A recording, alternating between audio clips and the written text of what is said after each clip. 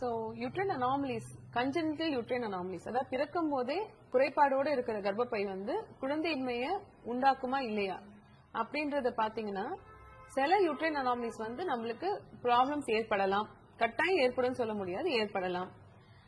குழந்தையின்மைன்றதுக்கு தாண்டி அடுத்த பிரச்சனை ஒண்ணு இருக்கு. கொஞ்சம் மிஸ்கேரேஜ் ரேட் ஜாஸ்தியா இருக்கும், அபார்ஷன் சான்ஸ் கொஞ்சம் ஜாஸ்தியா இருக்கு.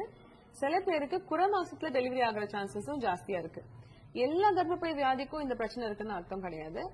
சில ஃபார் எக்ஸாம்பிள் யூனிகான்வேட் யூட்ரஸ் ஒரு பக்கமா தான் கர்ப்பப்பை இருக்கு அப்படின்னு சொன்னா அவங்களுக்கு கொஞ்சம் chance of preterm delivery is high. So uterine anomalies என்ன டைப் இருக்கு அப்படின்றத கண்டுபிடிக்கிறது ரொம்ப ரொம்ப முக்கியமான ஒரு விஷயம் ஆயிடுது. அதை வச்சுதான் அவங்களுக்கு இன்ஃபர்டிலிட்டி ப்ராப்ளம் வருமா இல்லையா, இல்ல கன்சீவ் ஆனதுக்கு அப்புறம் ஏதாவது பிரச்சனை இருக்குமா இல்லையா அப்படின்றத நம்மளால கண்டுபிடிக்க முடியும்.